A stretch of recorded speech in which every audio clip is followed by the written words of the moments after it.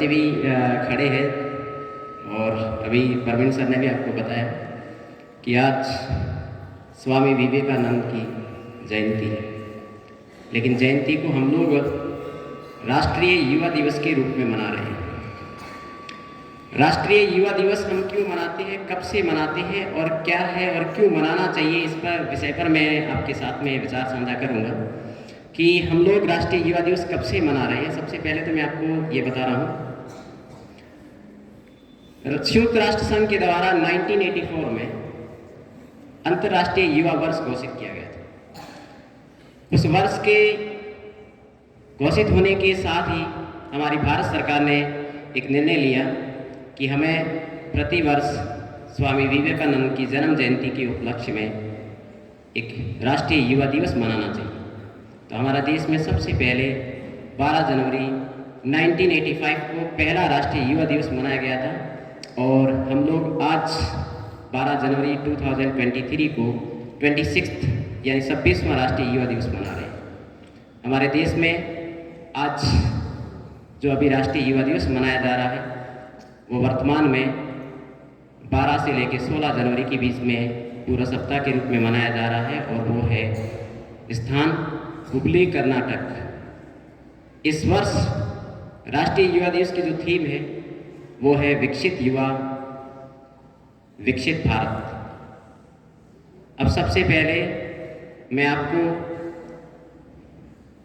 एक संत के रूप में, एक महान पुरुष के रूप में, युवाओं की प्रेरणा स्रोत के रूप में स्वामी विवेकानंद जिनकी जयंती पर कोटि कोटि उनको नमन करते हुए मैं आपको इस राष्ट्रीय युवा दिवस की बहुत बहुत शुभकामनाएं प्रेषित करता हूं। सबसे पहले मेरा आपसे प्रश्न है कि युवा कौन होता है और हमको क्यों यह दिन सेलिब्रेट करने की आवश्यकता है। मैं स्वामी जी के विचारों पर अभी बात नहीं करूंगा क्योंकि स्वामी जी के जो विचार थे, जो कहानियां थी वो आपके सामने बच्चों ने आपके सामने प्रस्तुत कर ली है। तो मैं आपसे ये बात कर रहा हूं कि हमारा देश में आज राष्ट्रीय युवा दिवस हम लोग क्यों मना रहे हैं। युवा कौन होता है? युवा वो होता है जो हवा के वेग से चलता है। युवा वो होता है जो देश के भविष्य को लेकर के आगे बढ़ता है। युवा वो होता है जो लोगों को सही राह पर चलने के लिए प्रेरित करता है, आगे बढ़ाने में हेल्प करता है, सहायता करता है।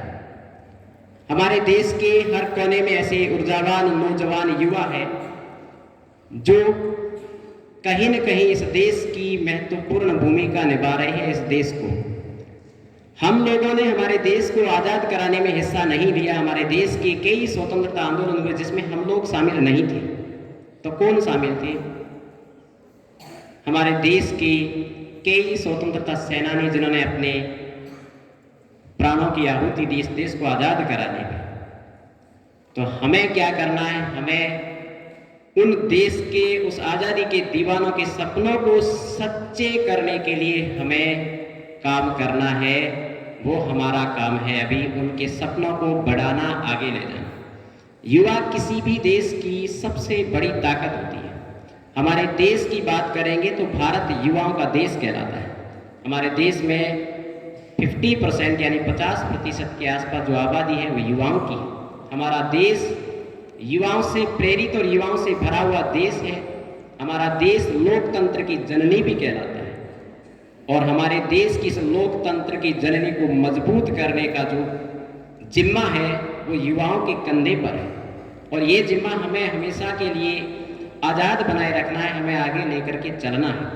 हमारे देश में ऐसे कई युवा हैं जो कहीं पहाड़ों से निकलते हुए पानी से बिजली बना रहे हैं, तो कहीं कूड़े से बिजली उत्पन्न कर रहे हैं। तो कई ऐसे युवा हैं जो टेक्नोलॉजी के सहारे हमारे देश के लोगों की सहायता कर रहे हैं। इस तरह से कहीं न कहीं युवाओं का हमारे देश में महत्वपूर्ण भागीदारी है, महत्वपूर्ण उनका रोल है। तो हमारे युवा होने के नाते हमें भी अपने देश के लिए कुछ करने को हमेशा तत्पर रहना चाहिए।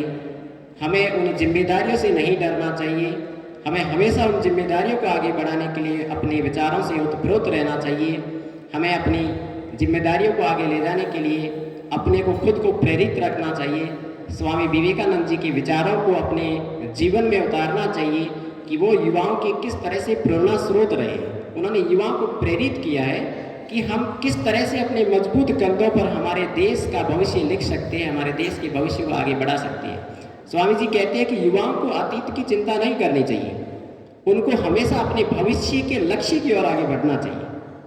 हमारा अतीत क्या हुआ वो हमें भूल जाना चाहिए, हमें याद नहीं रखना है। हमारा भविष्य क्या होना चाहिए उस पर हमें हमेशा ध्यान रखना है। हमारा भविष्य का लक्ष्य क्या है उस पर हमें आगे प्रेरित रहना है।